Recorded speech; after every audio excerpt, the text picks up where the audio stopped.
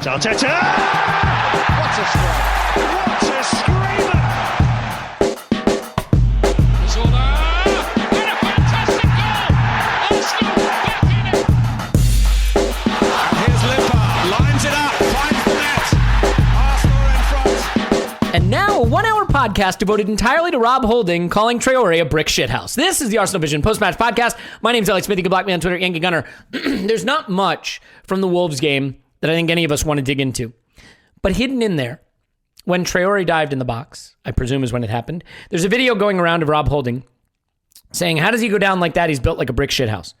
It is a great moment, and we are going to devote the entire episode to analyzing it because, quite frankly, the football is, as they say, shit. Hey, here's the thing. What if football's just bad? United come back from 2-0 down to win 3-2. What if football's just bad? Maybe football is just bad, and we've been devoting ourselves to it for no good reason whatsoever. We'll get into that and maybe some issues of the game itself. Look, if you want the big meta questions answered, we dived into them, the whole group, on the Instant Reaction Pod on Patreon, and we really got into it. Clive and I went toe-to-toe a bit, left as friends. I say that. We're secretly not friends at all. We're frenemies, but we said we left as friends. Everything's good. I would like to talk about the actual football a little bit today, because I think when losses like this happen and when the team is in a bit of decline, I think what can happen is the podcasts all start to take on these very meta tones. What's wrong with the club? Where is the club going? What's wrong with the manager? And we forget to just talk a little bit about what happened in the game. So hopefully we can talk a little bit about the game, even though, let's be honest, it's not one that we necessarily want to dive into at a granular level. But I think there's some meat on that bone, so to speak. And with that having been said, Tim's on Twitter. Roberto, hello, Tim. Hello there. Clive's on Twitter, ClivePFC. Hello, Clive. Hello. So we record these things morning my time, and the coffee is still waking up my vocal cords, so apologies for the frogginess. It will work its way out as I mute myself periodically throughout this podcast. Tim, I have sympathy for the fact that Arteta went into the international break realizing that he had to make some changes, right? It wasn't working. The Villa game, I think, was a pretty clear sign of that. He loses Thomas Partey, and now it seems for potentially 6 weeks. He gets the red card from Pepe in a game that, admittedly wasn't going great, but, doesn't have him to pick. And suddenly now he's trying to make changes to a system that was functional, if not effective, without the players that he'd ideally potentially want in there to make that system work. So I do have sympathy for it. I think this was sort of a game of two halves. Not that we were particularly good in either of them, but I want to start with the first half and say, for a team that has had some reasonable structure and not been caught sort of running back towards their goal frantically a lot under Arteta, that really went out the window in this first half. And I'm curious to get your take on why so often and so easily we found ourselves running back towards our goal, being beaten for pace and really stretched in this game. When that, say what you want about the flaws in Arteta's system, that hasn't really been something that's characteristic of it. And I'm curious why you think we're starting to see that emerge. I think it's because it's a balance thing, isn't it? Right. And a lot of managers go through this in mid-table teams. They kind of get one bit right, but can't get both bits right. The kind of the balance between defense and attack. And that's why mid-table teams become mid-table teams, because they forever fight that battle, and they'll get a little run of good form with a particular system, and then it will get found out, and then they'll scrabble around again, and then, or they'll try and expand. It won't work. They'll go back to basics. That's kind of look at like a club like Crystal Palace. They do this with managers, right? They try and go a bit more expansive. Oh no, that didn't work. Let's get Sam Allardyce in. And okay, all right, we're okay now. And they just go through that. That's the life of a mid-table team. They go through this kind of, we can't do both things at once. And I guess my assessment of it would be that Arteta has noticed that maybe Xhaka and Ceballos as a midfield two are basically centre backs. They get pushed so far back. We saw it against Leeds. They both started quite high against Leeds and gradually got pushed back. And I think that's what happened here as well, because Wolves, the similarity really between this and the Aston Villa game, certainly in the first half, is basically that Wolves realise they can run through us really, really easily because there's not a lot of athleticism. And I'm sure we've all, or most of us have seen that pass map graphic by now of this game, or the average position graphic as well. And you can see where all the Arsenal players are, and there's just a massive chasm around the centre circle. And Wolves have really kind of good athletic players who can kind of run through that. They invested a lot in young players this summer. Wolves they lost like Diogo Jota and Matt Doherty, but they bought like Semedo. They brought in Ruben Silva, who came on. They've got quite a young and fairly athletic team, and we just don't have an athletic team. And I think it was a consequence of trying to push up the pitch a little bit, trying to play in Wolves' half. I think that's definitely something I've seen in the last couple of games, that Arsenal start like that and eventually get pushed backwards. I think it's really as simple as that. We tried to play another 20 yards up the pitch, which is probably why we started Luiz over Holding as well. And it doesn't work without the more kind of athletic players in the middle of the pitch, and that's what we saw against Wolves. They just ran through us. Yeah, and I mean, we are going to come on to sort of the squad issues and the players just not being good enough and all that meta stuff. I think will come up, but I do think that what was happening in this game is worth examining, Clive, because I don't even want to harken back to the Emery era. I just want to say that these problems were the one thing that I feel that Arteta had sort of eliminated. And we always said that he did it at the expense of the attack. But, you now see, I think, the conundrum he has, because he goes to a back four. He tries to, play a system that might put players in more traditional attacking positions. And then you start to see why the midfield is such a liability. Can't win running races, easily turned around. The spacing isn't right again, and some of the old problems rear their head. The thing that's sort of disappointing, though, is, other than the goal, which was essentially from a corner kick, I think you'd say, I mean, it's from open play, sort of, but not really. That was our one shot until, I think at halftime we had two shots, and the other one was David Luiz's wild free kick. So the thing that I'm struggling with is how we are able to simultaneously lose the structure defensively without generating more pressure. And part of it, I think, is just down to a team that is very one-dimensional attack. 36 crosses is not how you ideally want to set up your attack when you have Pierre-Emerick Aubameyang as the lone center forward. So, I mean, are you more concerned about the chasm that was opening up that allowed us to be run at, by their admittedly fast and tricky players, or are you more concerned that the trade-off we made didn't result in us actually seeing any boost to the attack at all? Yeah, it's about a trade-off. It's we've done a few podcasts in our recent history, and I think between the three of us, we may have mentioned about 500 times a lack of athleticism in centre midfield. Yeah, so let's not insult the listener, shall we? We all know the drill here. We all know we've been waiting for that player to come in. As soon as we get him after 3.5 games, he goes off with a thigh injury. Somebody can actually step into people rather than step away from people. And as soon as you see it, it becomes normal. And okay, that's what our midfield looks like. Then we become immediately reliant upon him, and he's suddenly not here anymore, which is a real shame. So we're now back to what we've had for previous years. And you have to ask yourself a question, why are we still doing this? Why can't we recognise what modern football actually is? You've only got to look around at our contemporaries, and I don't mean Man City, Liverpool, Spurs and Chelsea. I mean Everton, Leicester, Leeds, Wolves, right? And we'll be lucky to get to Leicester. If you look at their teams, they are full of sprinters all over the pitch. Strong players, technical players that can move. And it's not like, and it's just obvious. And they look at us, and Aston Villa, I've got to put them in there as well. They look at us and they see our weaknesses. And what we used to do, and it wasn't something we liked because we had a lot of shots against us, but the shot quality wasn't great. But what we used to do, the last line of our defence was the first line of our defence, and we had a big, deep lying system, and we played out through. And it worked, right? But it worked because our strikers were above their XG, shall we say. They were really taking high quality chances, and we were winning the margins. And what we were really doing, we were playing a system which suited our players, and it really covered up the weaknesses of our players. So we had multiple centre halves that weren't really strong, but they were great in three. We got centre midfielders that can't run, so if they get beat, we got 3 centre backs there. We got a few wing backs actually that don't mind going forward, so it suits them. And, the best probably system for us is probably a 3-5-2, where we can actually get two strikers together. That's probably the one system we haven't tried, rather than the 3-4-3. Have two strikers together and get a bit of box presence and have a player in behind them. And that just suits the players that we have. So you have a decision to make. Do I implement my system, or do I implement my system that suits the players? And we don't like the system that suits the players because we don't get enough shots. But actually, I think it does suit the players. And I've been quite consistent on that. I don't particularly love it, but I've had some good days with it. Yeah, that's true. We got to Europa League final with it. We got to the FA Cup final with it. And we won the FA Cup. Yeah, we've won big games. I mean, let's look back to even 2017. Was it 2017? I think it was Team Chelsea. I can't remember now. 2017.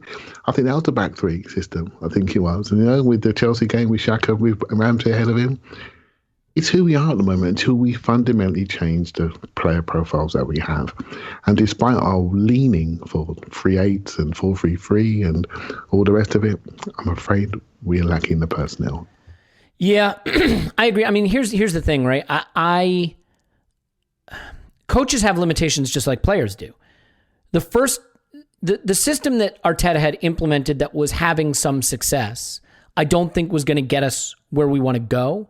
But maybe it was going to get us to the ceiling of what this squad can do, because maybe, just maybe, what we're seeing is this squad is never a top 4 squad. Now, we can point some fingers of blame at Arteta for that too, because I think he's been involved in some recruitment and signing decisions that, he has to take some responsibility for, as does the club, and that's something we can come on to in just a bit. But yeah, I mean, we all wanted to see the attack boosted, and maybe this coach can make us functional with this squad, but cannot make us an effective attacking team with this squad without the whole thing going to pieces. And I want to explore that a little bit more, but I think at this point we have to take a pause to talk about something else just briefly. This game had a very preseason feel at times, especially in the first half. And Tim, I think a lot of that is the reaction to the injury that we saw, a really scary clash of heads. I don't want to moralize about football too much. People love to crap on football and crap on FIFA and crap on Premier League. I do think they deserve it in this case. I think the way the sport handles head injuries is a problem. We're learning now that even just heading the ball in practice, in training, can lead to CTE, can lead to concussive effects that build up and lead to damage down the road. Clashes like this, can lead to very serious injury. One player's going to the hospital, the other player's getting bandaged up and bleeding through his bandage, and has to be removed from the game eventually. I am not a doctor and I wasn't on the pitch, so I can't say that they weren't able to determine with certainty that he did not suffer a concussion. Having said that, we do know that those effects can be seen days later and not right away. I mean, where do you portion the blame here? I mean, clearly the sport itself, the game, needs to implement something that allows teams to make more sensible choices about head injuries, whether it's compulsory subs, that don't count against your 3 substitutions that are decided by the referee rather than the team, or an impartial doctor from, the league that's not with the club to say this player has to come off.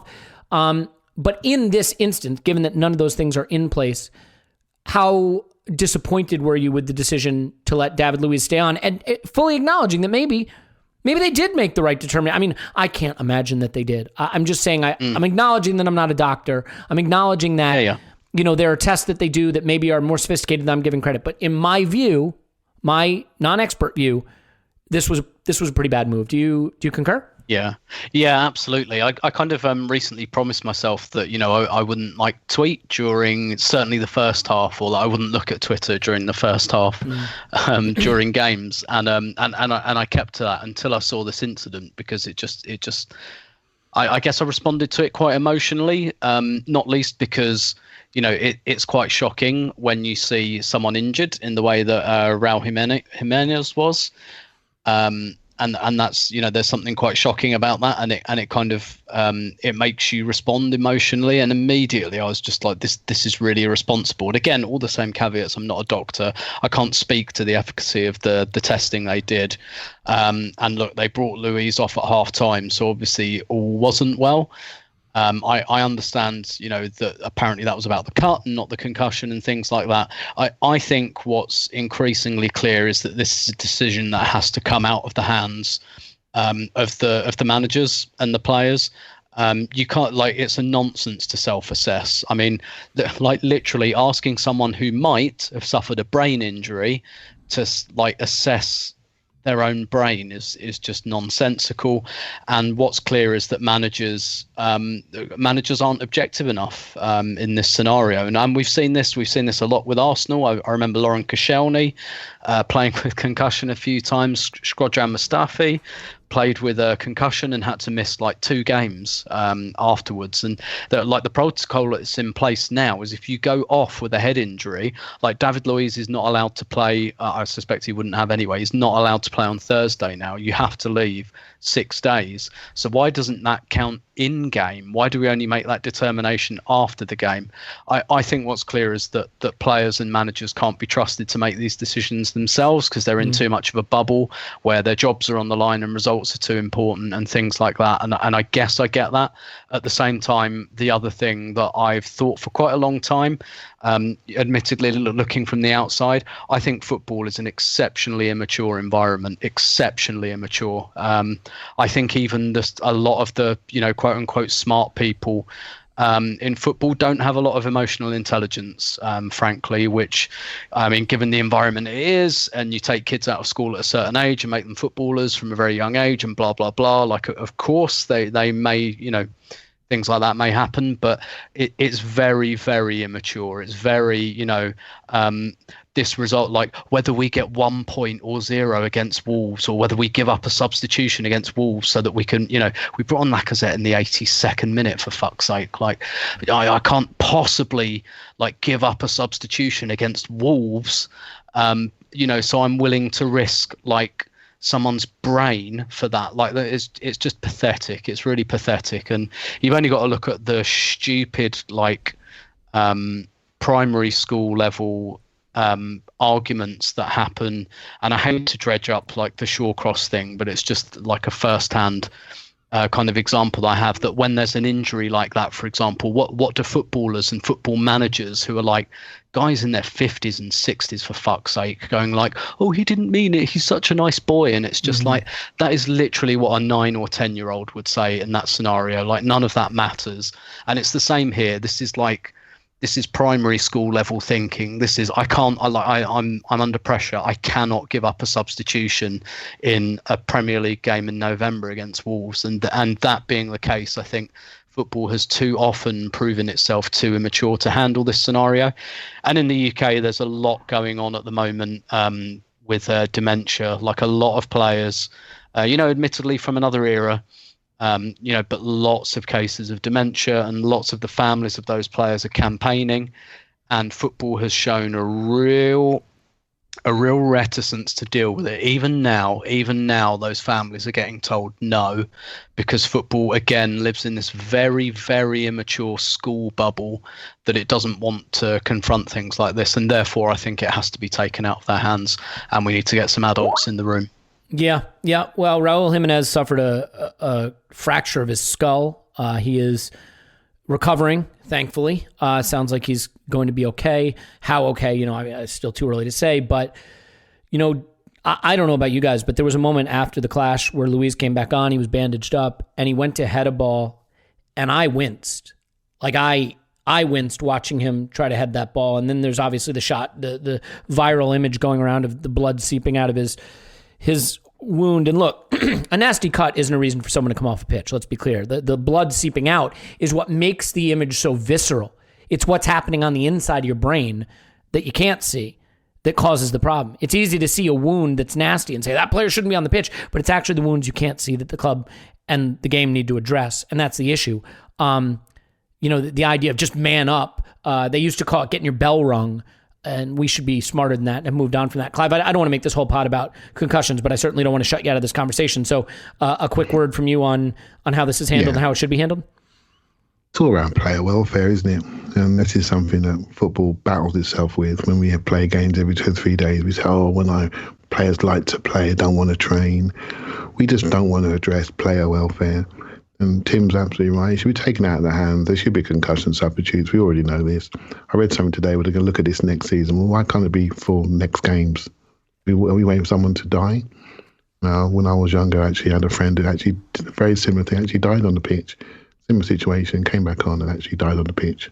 18-year-old. It's never left me, and I always think we don't understand head injuries. It's very simple. In rugby, they take them off, have a HIA, they call it, head injury assessment. They ask them a number of questions. If they can't answer them appropriately, they don't go back on the pitch. But the thing is, it's an immediate substitution. How can a doctor assess a player on the floor, on the wet grass, sitting there, assessing them, the pressure of the clock, the pressure of the game, the pressure of the result all around him? It's very unfair to put the doctor in that situation. It's very unfair to put the player in that situation who naturally wants to stay on. Take it away from them. Look after the players. It's very important. That is the game. It's all we spend our time talking about is the players. What are we waiting for? It's criminal, and football needs to grow up. Yeah, well said. All right, so let's move on from that. I mean, look, I think it's fair to say that the players were impacted by this briefly. I'm not prepared to say that this impacted why the game went the way it went. So I don't think we're going to approach this podcast from the standpoint of all the players and everybody involved has an excuse for the way this game went because of this incident. I mean, if you see it differently, fair play. I think that would be eliding some of the issues. So, Clive, as we get to the second half, I think the thing that is disturbing, we used to say about Arteta that what he was doing really well and where he had an advantage when they had the drinks breaks during Project Restart. We really improved after that he was coaching up the team, and having no fans in the stands is a benefit to him because he can coach up the team from the sideline, which makes it that much more concerning for me that I thought somehow we managed to almost be worse in the second half, because I don't know what Wolves decided. I think Nuno got it wrong. They could have probably, I think, blown us out of the water in this game. I'm not trying to be overly negative. I think they were running at us and we couldn't handle it. The way we defended for their second goal, I have never seen something so passive to a second ball in my life. I mean, Leno makes that first save and everybody's just watching it. I think they could have hit us for a few more, but in the second half, they opted to basically call off the dogs and sit deep, and they didn't even really counter. So we really had a chance to make that 45 minutes of hell for them, and it never materialized. And I'm curious, coming out of the dressing room, the coach has had a chance to talk to the players to try to tweak it. The other team decides to sort of give up the ghost a bit, and we still never really put them under too much discomfort or threat, in my view. I mean, do you have more trouble with the second half, given that we never really responded, that we weren't able to create the kind of danger that we should have? That was for you, Clive. I'm sorry. Oh, sorry, mate. Yeah. The way this game unfolded, what's bothering me at the moment is everything is a massive competition. It doesn't feel like we're ever in charge of any moments or any moments across the field, any duels, any races, and it just feels so nervy when I'm watching these games. And I'm not negative. I'm somebody who looks for the good, but I'm just so nervous watching us play. I'm just lacking in my own confidence about what I'm seeing, and I just can't. And I'm watching other teams look so confident playing against us because we don't move, we don't go into duels, we don't press, we're not energetic enough. We have been in the past, up until that Villa game. Something just disappeared from the team, and we look like the team that we didn't like about a year ago, and that's really concerning. And you can say, well, actually, 9 of them are the same people, but they're reacting to different people around them, or meant to be. And then you ask yourself, what's happening here? What's really happening? Before we spoke about distances, before we spoke about shots against, before we spoke about lack of creativity, I've really struggled with that game yesterday. I got no problem in saying that, admitting that. It really affected me because one of what happened in the first half did affect me. It really did. It surely affected our players, and I do think it's a mitigating circumstance. However, we're a football team, we're a football club, we're professionals, we have to react. They reacted better than we did. And we didn't impose ourselves in any form in the game. So you can look at it systemically, and I look at, if you want to take it department by department, defensively, we are one-man dependent at the moment, it felt like, and I thought Holding did fine when he came on. And in midfield, we're just not connected, and it's a continual thing that we're playing the game with no midfield, with no, I don't want to take your words here, Elliot, but no central areas covered in any which way or form, and it's just become what we are, right? And this is a reaction to stress. This is a reaction to lack of confidence. I always look at the personalities and profiles of players and what they do under stress.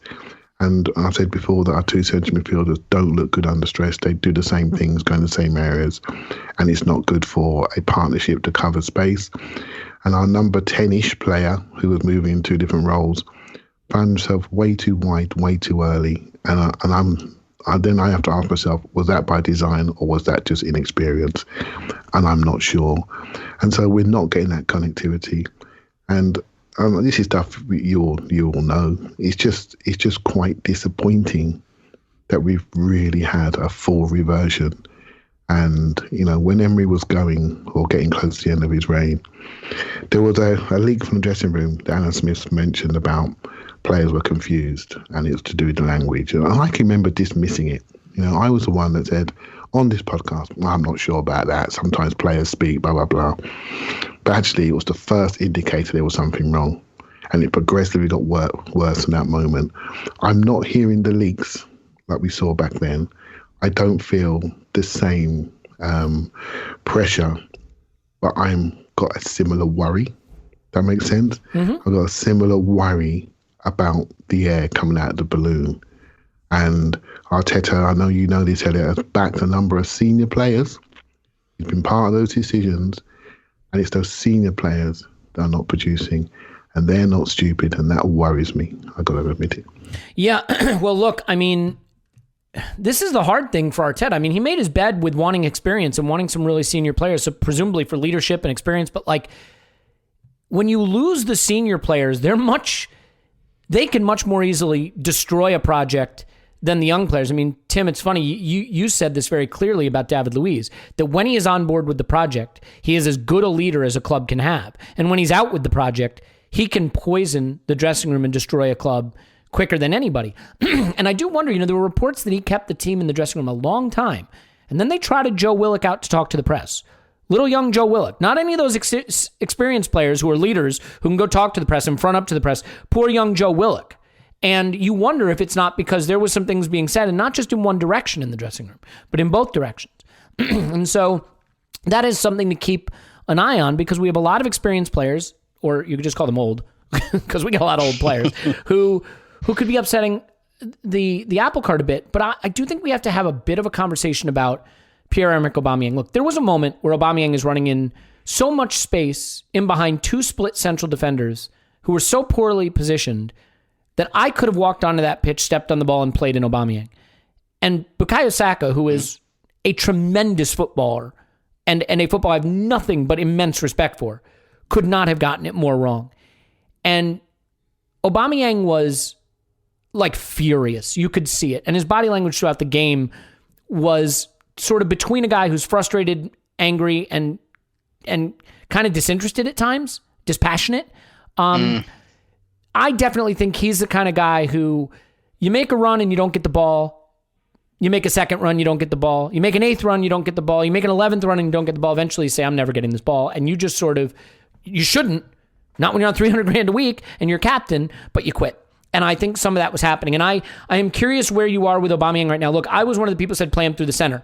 Now look, he's getting on the ball more. He's getting more touches. I don't think playing him wide worked. This isn't working, in part because I just think get it wide and cross it 36 times is not how you work with that kind of striker, but we don't have someone to connect between the lines to begin with. But let's have the Aubameyang discussion. Where are you right now on what we're getting from Aubameyang and how much of it is on him, how much of it is on the lack of service, and how much, if any, is maybe us needing to accept that 31-year-old players going on 32-year-old players do start to decline, whether you like it or not. So this is the first time I worried about Aubameyang. I've cut him quite a lot of slack just because I think Arteta's been exactly right in what he's saying about, we need to help him more and get him in the positions. And we know what kind of player he is. He's a low-touch player. Put him in front of goal, he'll score, and he's not going to do an awful lot else.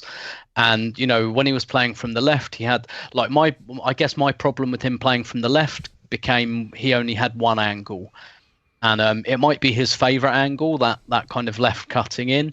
But what we were doing was we were cutting off this. Like, this is a guy that moves all across the front line for me. He can do everything on the right that he does on the left. Like, he can move into those spaces. Like, for me, we were giving him 1/3 of the space. That was my issue. Maybe a bit more than that, just because it's probably his favourite space on balance, but we made it too predictable. But I've kind of not gone with the, well, maybe he's in physical decline thing because of, all of the other attackers underperforming and the lack of service and blah, blah, blah. And also because I think for him to fall into a physical decline, we'd maybe see some injuries. That's when I'd start to mark maybe more of a physical decline, and we're not seeing any of that. He's still not getting injured or picking up aches and strains, and I know that's not the only element of falling off a cliff, but that's a big part of it. I guess I also I don't think it happens very often that players fall off the cliff overnight. I guess you could look at Alexis Sanchez. It kind of happened to him, to be fair. But I think that was for different reasons. That was an accumulation of games for his national team as well as his club team that I don't think Aubameyang quite has. But this was the first time I worried, and not because of the physical decline point. I still don't really see evidence of that at the moment. It might be, and it might just be that I can't quite see it, but that's not what I'm seeing. What I saw for I think the first time since we've had him was disinterest. And what's kind of ironic, and I think you're completely right about him being frustrated about not getting the ball, and rightly so, but he actually did get a really good chance from a header, which he missed because he just kind of backed out halfway through. Like, he actually got up and jumped, and you're like, oh, okay, now you've got, this probably isn't the chance you'd ideally like, but you've now got a free header. And he just kind of he turned his back on it. And that I found very concerning. And I guess the other thing about the behaviours, and maybe this is one of the things they were talking about. Do you remember there was an interview, I think, with Steve Round right near the beginning of Arteta's reign, maybe even before lockdown, where he talked about players not showing negative behaviours. And they talked about, if you don't get the pass, we don't want to see players having a go at each other. We don't want to see shrugging shoulders. We don't want to see, this, that, and the other. I mean, we're starting to see a bit of that. I mean, Dani Ceballos seems to be trying to fight everyone for a start. To be fair, I'd like to fight a few of them myself, if we're being honest. Maybe starting with his midfield partner. Not the first time David Luiz has been in a bandage, by the way, with blood pouring from a wound. But Aubameyang, this was the first time that Aubameyang had those kind of negative behaviours, which, and I've said before, we never see from him. That he's always, even when he doesn't get the pass, he's always encouraging, or he doesn't do that. And this, to me, he's looked isolated before and a little down in the mouth, but this was the first time to me that he looked just absolutely fed up. Ironically, he was, again, it's not the kind of service that we want to be giving him or that he wants, but he was seeing more, he was seeing a sight of the ball more, albeit it was all crosses lumped in, but he was actually more involved in that respect. And I know that's not, none of us really want to see that, and I don't think that was the plan, but I think he could have made a little bit more of that admittedly less than ideal tactic. And this is the first time I felt this was as much on Aubameyang as anyone else.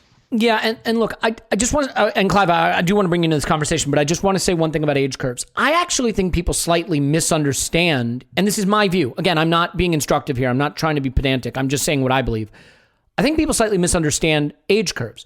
I actually think players do get old overnight, in the sense that the period where they're slightly declining is hard to pick up on. And that you sort of don't attribute it to age, because it may look like they're just slightly off their game. I mean, look at Jamie Vardy. Jamie Vardy has, 7 penalties this season? So people probably think Vardy's playing pretty well. You look at his underlyings, they're really bad. And maybe Jamie Vardy has hit the cliff and the penalties are hiding it. You look at Alexis Sanchez, he did hit a cliff, very clearly. But you look at Aubameyang, for example. How did Aubameyang get to his 20-some-odd goals last season? By massively outperforming XG, which he doesn't frequently do.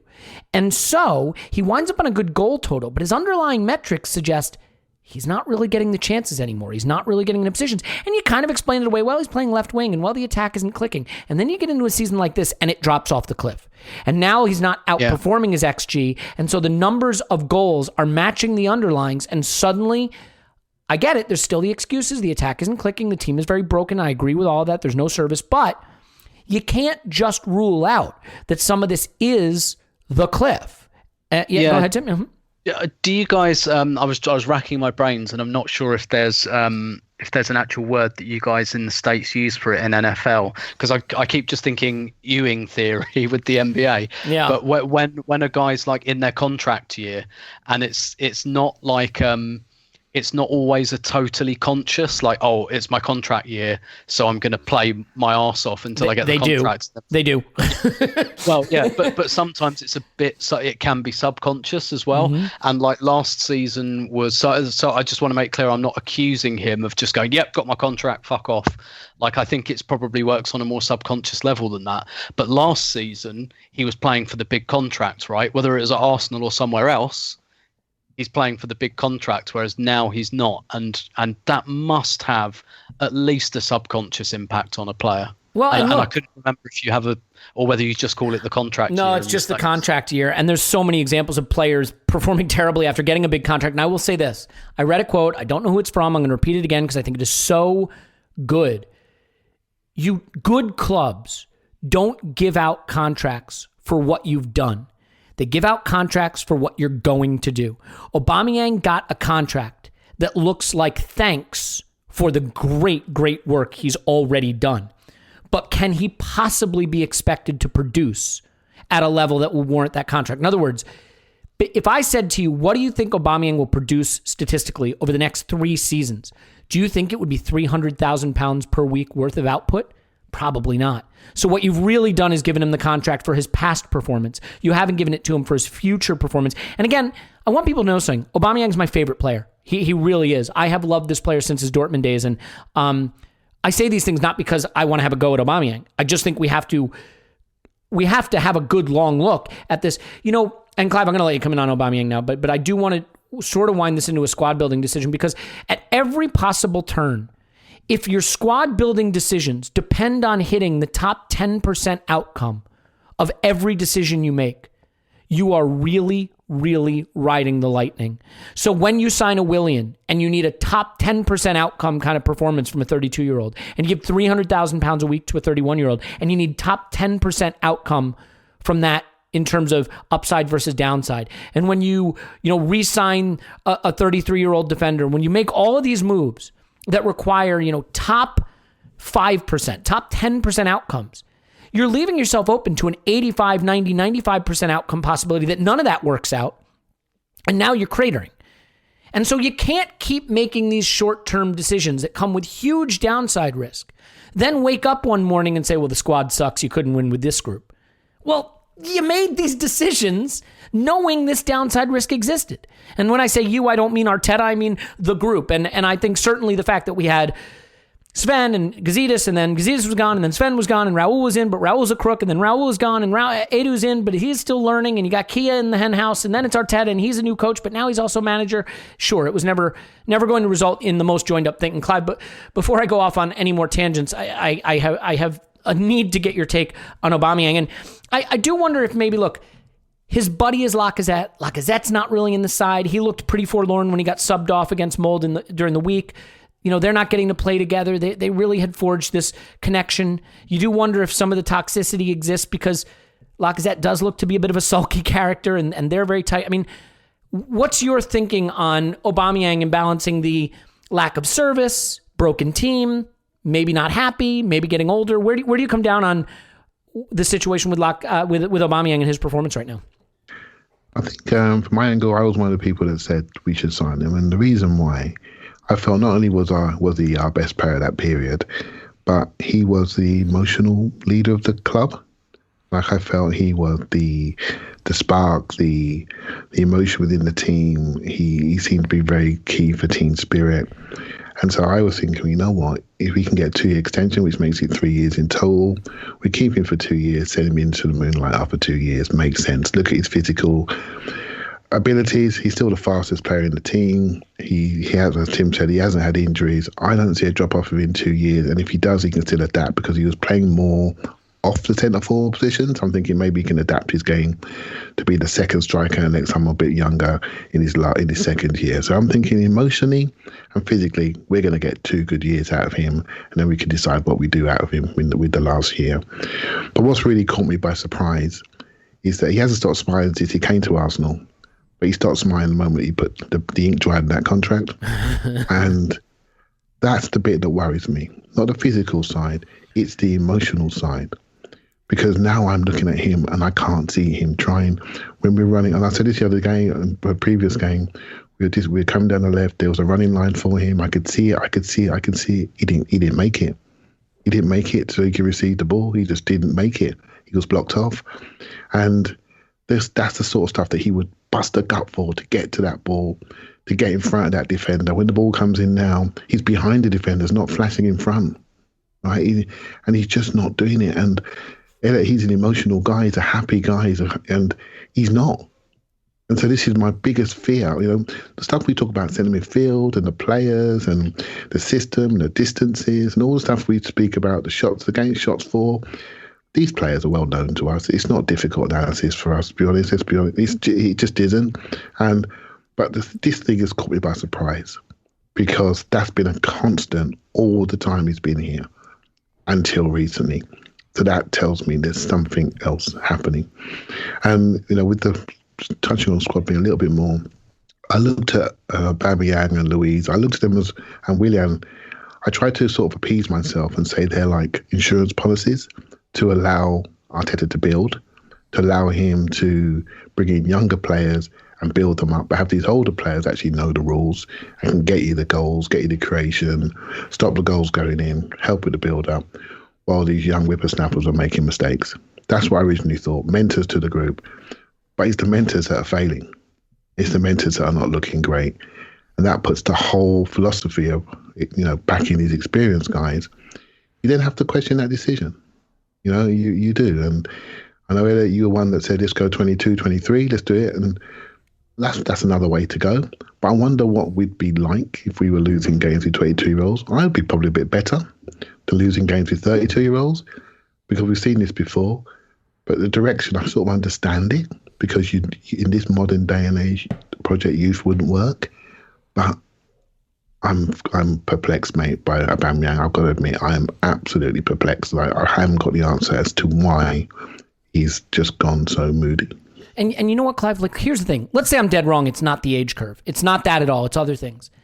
Don't you think it's fair to at least suggest, when you finish 8th and your squad has lots of problems, there's no one you give a £300,000 contract to, $300,000 a week. Not, and again, all right, if you have the future Messi, fine. But you get what I'm saying. That, like, for a club like, let's say you're Liverpool and you've just won the title, you've won Champions Leagues, you're at the top and you want to stay at the top, and your 31-year-old striker is in peak form, and you say, you know what, we're at the top, we have nowhere to go but down, let's keep this guy for a while, and you sign him. Okay, because you're trying to sustain a period of success. But when you're trying to build a new project and you have a 31-year-old and you just finished 8th, I don't see how a club that just finished 8th can give a 31-year-old a £300,000 a week contract. Not because there's no chance he could be okay, but because it's just not the right time in your cycle to be committing those kinds of resources to that kind of player. And so, and look, is Aubameyang Mesut Ozil? No, of course he's not. They're totally different in a lot of ways. But it's ironic to me that a club that got so badly burned by the Ozil contract, and to be fair, some of the fault belongs with the club, but a lot of the fault belongs with the player. Let's not open that wound. But a club that got so badly burned by that did something so similar in terms of the sort of squad building and resource allocation approach is really head scratching. And I think, Tim, this is the thing for me. I want to evaluate Mikel Arteta, the coach. I think that there is room for us to give Arteta time to learn on the job. We hired a young guy. He wasn't going to get it all right away, and he's got a flawed squad. The problem is we made him manager. I really believe that he is as much Vinay and Edu's boss as they are his. He looks very much to have concentrated power in himself. And this is what worries me, is that if we had a really nice power structure above him that really seemed to get it and know what they were doing, and Arteta could learn the coaching gig, he's got some good ideas, he speaks well, he's intelligent, but he could have some time to really learn and straighten this out, then patience would be warranted.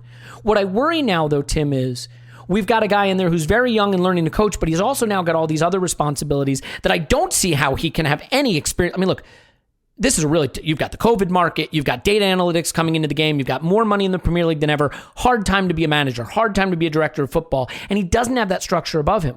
So I almost feel, Tim, like we've created a situation where it's harder to be patient with Arteta because we've concentrated so much authority in him. And, once you start spending money, once you start committing wages to Aubameyang for 3 years, contracts to Willian for 3 years, once you start making big £50 million purchases like Thomas Partey, those aren't things that you can just pivot to a window later. Those are things that are going to carry with this club probably beyond Arteta's role. So where do you stand on what Arteta's role is now and whether that combination of roles becomes a problem for how we address his long-term future? Yeah, I wonder if, so publicly, they won't row back on this, but I do wonder, and we've talked about this a lot recently, I do wonder. I mean, the noises are that there is going to be another appointment to replace Husfami, but it won't be Husfami's previous role that's replaced, really. And, we did a whole podcast on that kind of feeling like that there's a missing piece. Whether that's at executive level, and I wonder if that will just walk this back slightly without doing it publicly, because one way or another Arsenal might be in a situation where they really have, because they've gone big on Arteta, as you said, and I said at the time I wondered if changing his job title to manager in the wake of the departure of Raul Sanllehi was almost like clinging to a bit of a raft, a kind of, okay, shit's going down behind the scenes. We don't really know how we're gonna cope with this, and we've got this bright young coach who's just won the FA Cup, and we want to keep him, but we don't necessarily want to renew his contract. Like I wonder if they were on the cusp of extending his contract. Just as a like you say, as a reward kind of thing, and whether they were worried that they had this hot young coaching property on their hands and they didn't want to lose him, particularly when some of the kind of bigger clubs in Europe are really, really floundering and have been for some time, particularly some Spanish clubs. And I wonder if Arsenal were just trying to, without actually renewing or extending the contract or basically giving him a pay rise, just kind of trying to fluff things up a little bit, and whether they can walk this back. But to the point that you've made several times, Elliot, this is basically means that not only is he learning to be a head coach, he is also now learning to be a manager, and everything that entails with the transfer market and agents and things like that. And also the problem with that is that, like, the whole point of having a director of football model is that you're not so tied to the manager.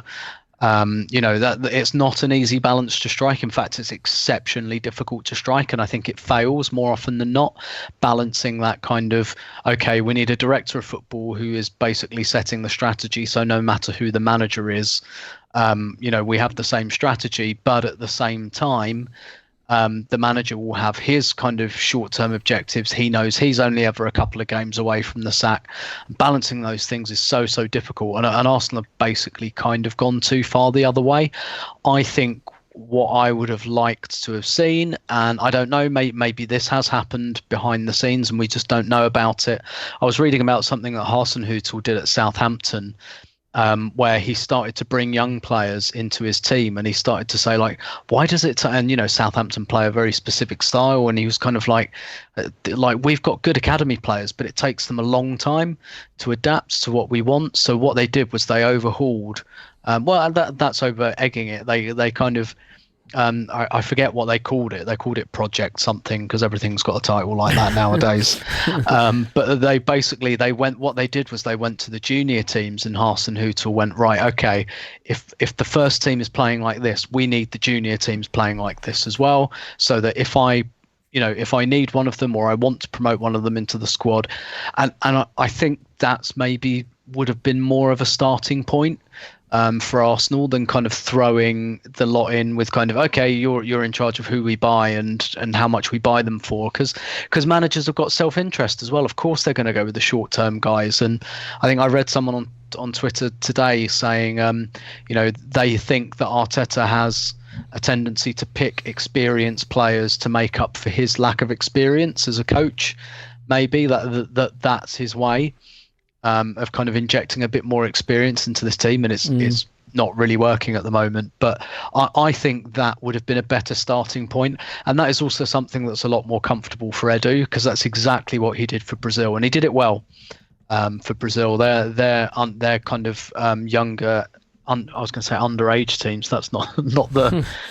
But their youth teams are doing really well, and they've formalised everything so that everyone plays the same. And I think, particularly for a club like Arsenal, and particularly where we are at least seeing some benefit from young players coming through, I think that would have been a better starting point to say, right, we need to go back to the beginning here, and where should that start? That should start with something like the academy, and that's also just a way of testing the manager and the technical director as well, and kind of saying, okay, let's see what they do with this setup, and if they totally revolutionise it, then we can, if we feel it's necessary, we can increase their powers, or we can get a better sense of what their strengths and weaknesses are.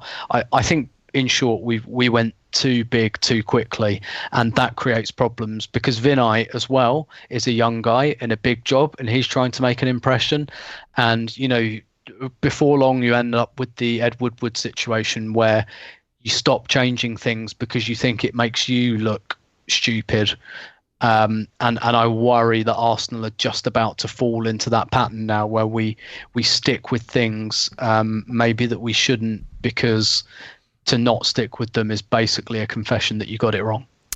Sunk cost fallacy is alive and well at Arsenal. Yes. And I do think that we also have the problem that we just don't stick to our convictions. I can't tell you how many times I've had conversations with people about certain moves we've made that I've had questions about and been told all the reasons they are good, and then later been told the squad is full of bums and Mikel Arteta can't do anything with them because they're bums. Well, if they're bums, why did we go get them? Why did we re-sign them? Why did we keep them on, tie them down to long-term contracts? Why did we allocate these resources this way? Why were you telling me, before one thing and now you're telling me another? I mean, either they're bums or they're not. But if they're bums, we probably should not have committed to a lot of them or gone and gotten a lot of them.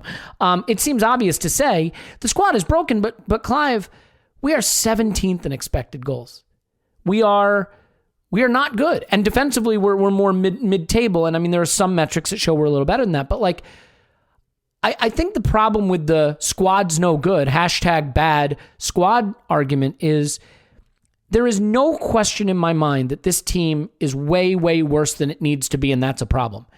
There is also no question in my mind that these kinds of statistics that we're putting up, these kinds of performances, are not remotely what this team is capable of.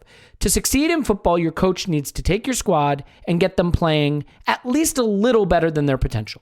And if you get them playing a lot better than their potential, you can win titles, you can win cups, you can win, European competitions, things like that.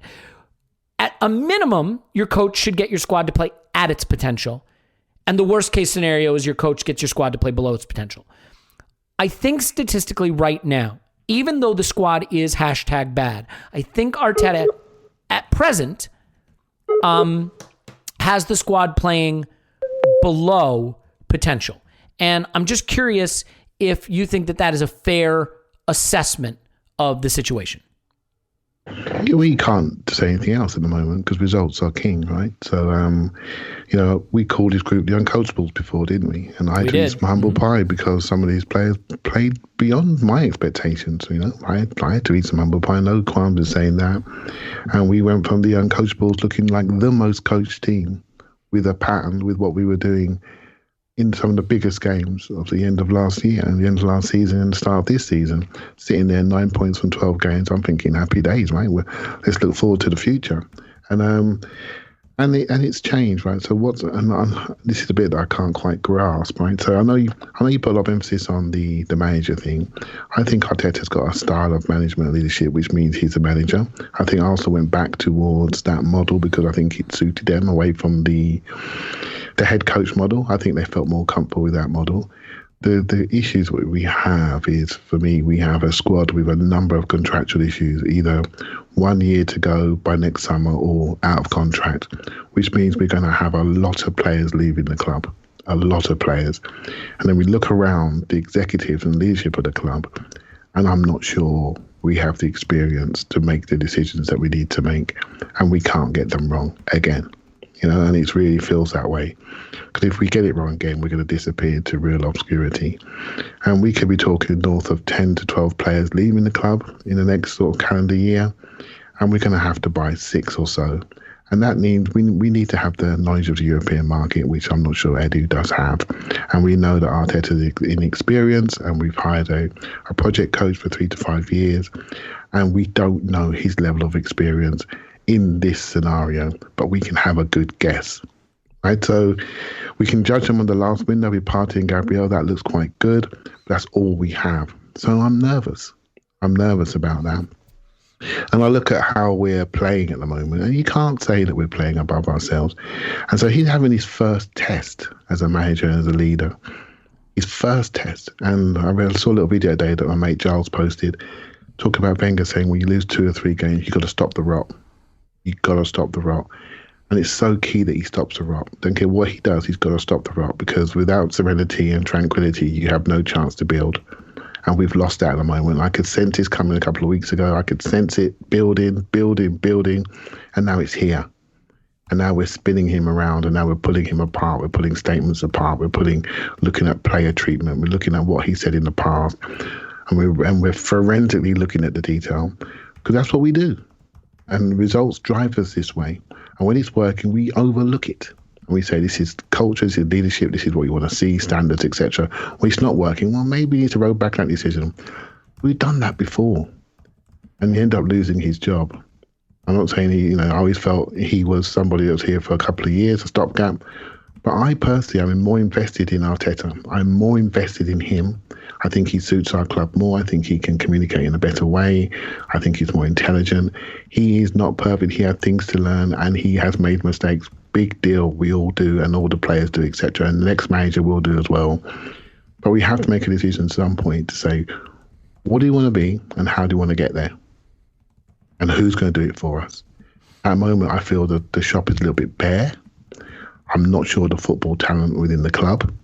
At the executive level, we stripped out the idiots, stripped out the opportunists, stripped out the money launderers, got rid of them, right? And now we're in a situation where we need to build something which we recognise.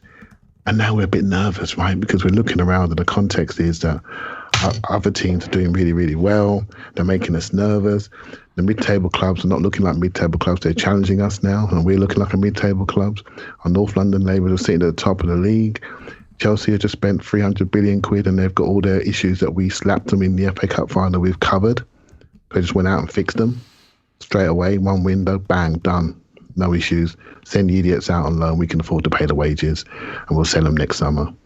And this is the scenario that we're in, and we're asking these guys to cover all of this. And I think it's going to be really challenging. And I think we have to really hold our nerve here, or we can jump off the ship.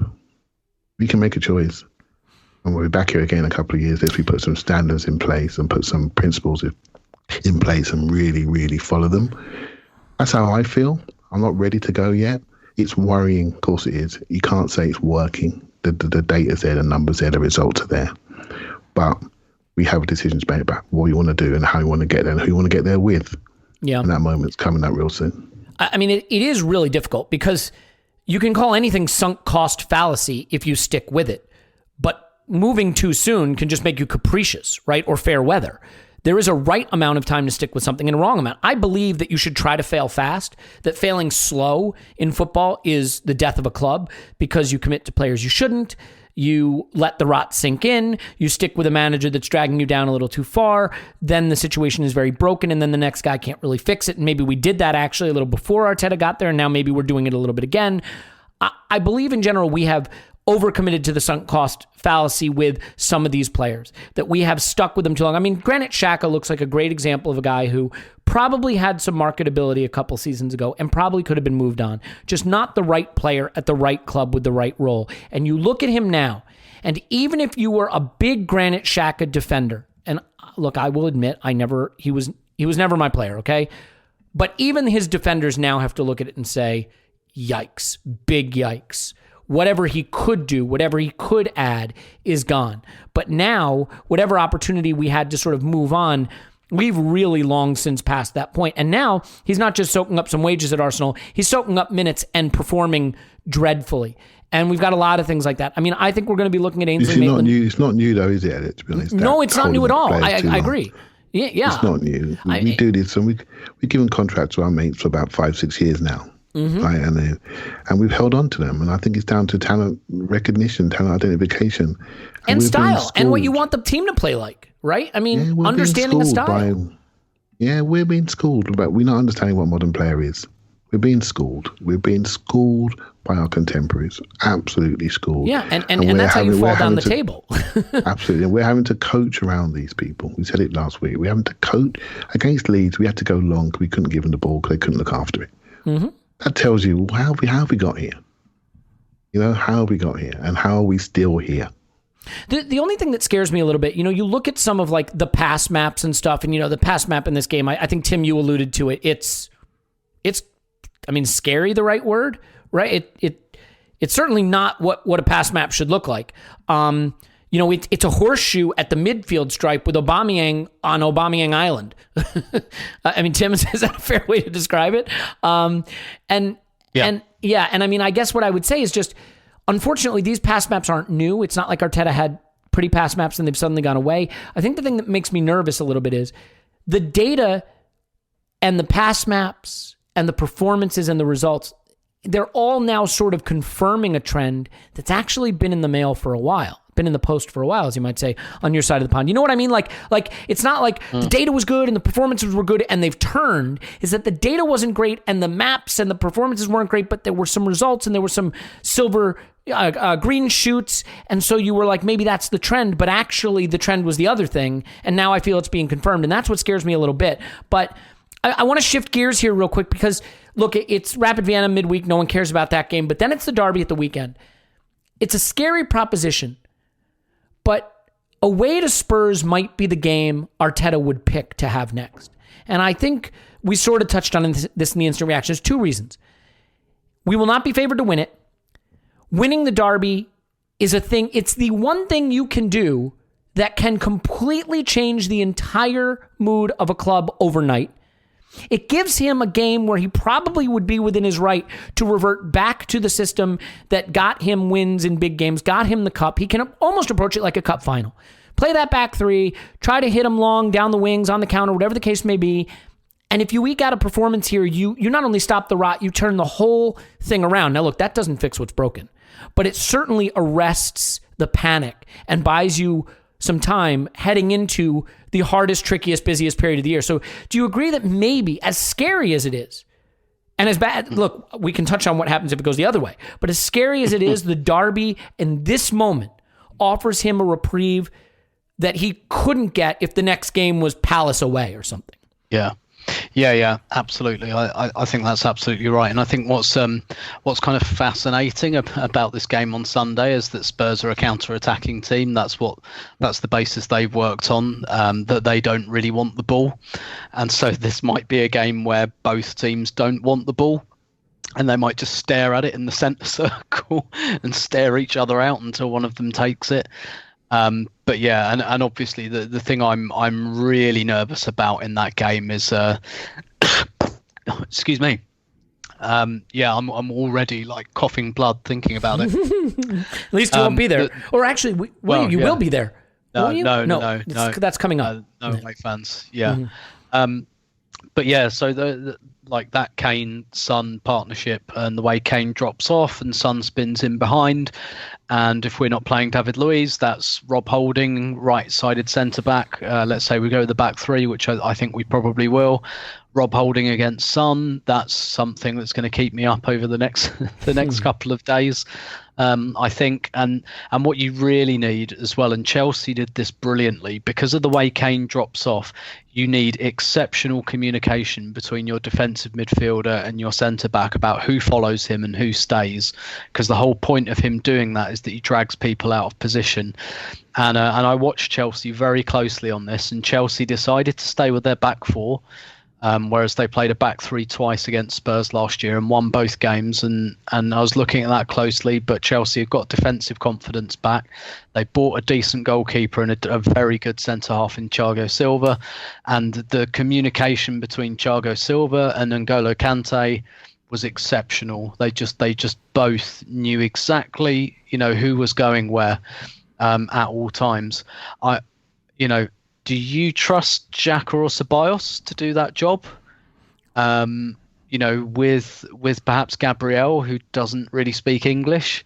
I worry about that. I worry that actually we don't really have that kind of that midfielder that can just mark, or that can just stay tight to a player. Like Xhaka and Ceballos are both notionally possession-based players, and so that really worries me. And Tottenham have added the left back, is it Reguilon, who can really run. They've got Ndombele ticking now, and he can run through players, he can dribble through players. I worry that if Villa and Wolves were able to run through us, Tottenham are going to be able to run through us. That's what really worries me.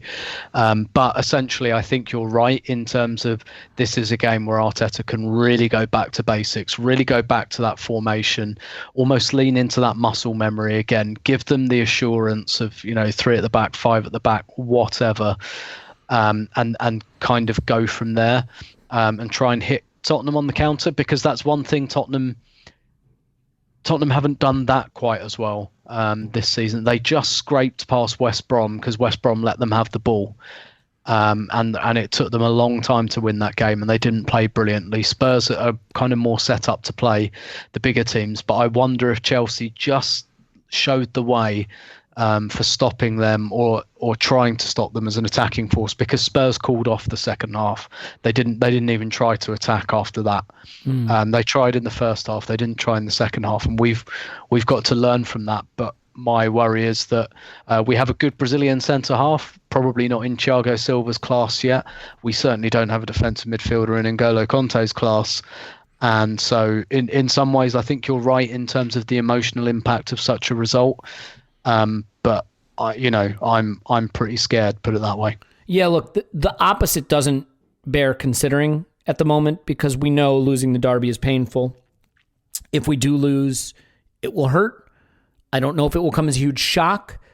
Unless it's a hiding and it looks like the players quit, and then you have to start asking questions that you don't want to ask yet, that feel too soon to ask.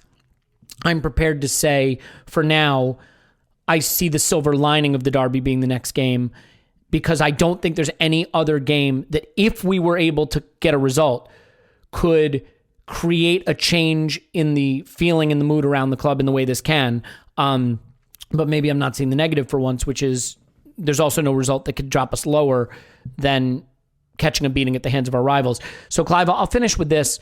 We have really, in my view, made some very, very, very poor squad decisions. And in my view, Arteta is responsible for some of them. I'm not saying for all of them. I said this on the Instant Reaction pod. It can be true that not everything is Arteta's fault, and still be true that some things are Arteta's fault. And the reason coaches get sacked is you can't sack squads. That's the problem, right? Like, if you're in a relegation battle, right? I'm not saying we are, but if you're in a relegation battle, why do relegation-threatened clubs sack their manager? Because they think they have a great squad? No, because they just need someone to keep them up. That's all. They just need someone to keep them up. The point is, you can't sack the squad. So the issue for me right now, Clive, is we need Arteta to do better with this squad. it is fully true that the squad sucks, unfortunately, but we need him to do better. And I guess what I would ask you is, do you think for him, the only alternative is to go back to what was his initial instinct, more defensive, more structured, keep the team from being cut open, and maybe suffer through a season where we score 45 goals? Or do you think he has it in him to find the balance and get both sides of this very flawed squad to click? What do you believe is his best option to turning this thing around? In the near term, I think he's got to revert, and the reason why, he's run out of options because he's got no Pepe this week, so he can't really sort that one out. He's got no Party in centre midfield, so he's struggling there, and so he probably lost David Luiz for a head injury. He's lost some options. He's lost some spark. So he has to revert to structure, in my opinion. Or he may decide, you know what, we're going to be a 4-2-3-1 team next season. I'm going to start now. I'm going to fight it. I'm going to try to put the system in. And so, yeah, this is just where we are. I think the Chelsea Spurs game was interesting. I think because against City, Spurs were able to take advantage of the fact that City were desperate to equalise after the early goal. But Chelsea were quite cute. They were quite methodical. They attacked in areas where they couldn't really lose the ball, and they could get back quickly. And they were very careful about how they approached Kane. They didn't foul him too much so he couldn't get momentum. And they were very deliberate. And I think Spurs look for mistakes and then they ping on you. We're the sort of team that doesn't mind making the odd mistake across centre midfield, which is a worry. It's a real worry. But I do think that Spurs' last performances have been quite defensive, not attacking. They're not very good with the ball, and I think that's going to be interesting. They may get overexcited, think they're going to smash us, and it may actually work in our favour. We can revert back to the big game scenarios at Wembley, etc. last year. And so it's going to be, it's a situation where we are still building what we want to be, but I'm afraid we're going to have to be patient because squad-wise, we are not overperforming, but directionally, this squad is in departure lounge. It really is. And so Arteta just got to keep it going until he can change the situation. Is it him? That's the question. Is it going to be him? I hope it is, but he needs some help to do that. And that's my real thought for today. Yeah. And look, if there's ever been any indication of how worthless the Europa League is, it's that we keep winning in midweek and it keeps not mattering at the weekend. But I am thankful for Rapid Vienna in midweek because you just got to stop the rot at least a little. Restore even a drip of positivity going into the derby. Look, we beat Molde. It did nothing for us against Wolves, and the same has been true before Leeds and so on. Well, Leeds was after an international break, different story. But point is, let's just stop the rot in midweek. If you're a patron, the rot continues because we're going to re-watch the Wolves game. That's right. That's what you're paying your hard-earned money for, and we love you for doing it. And if you're not, no big deal. We'll be back here with free pod. So everybody wins. No ad today because it was just a downer day, but if you do want to shave your privates, use the Lawnmower 3.0. Go to manscaped.com, and if you use the promo code ArsenalVision, you'll be doing us a solid. So thanks for that. Look, more football. There's always more football. Thank you. We love you, and we'll talk to you after Arsenal 10, Rapid Vienna 0.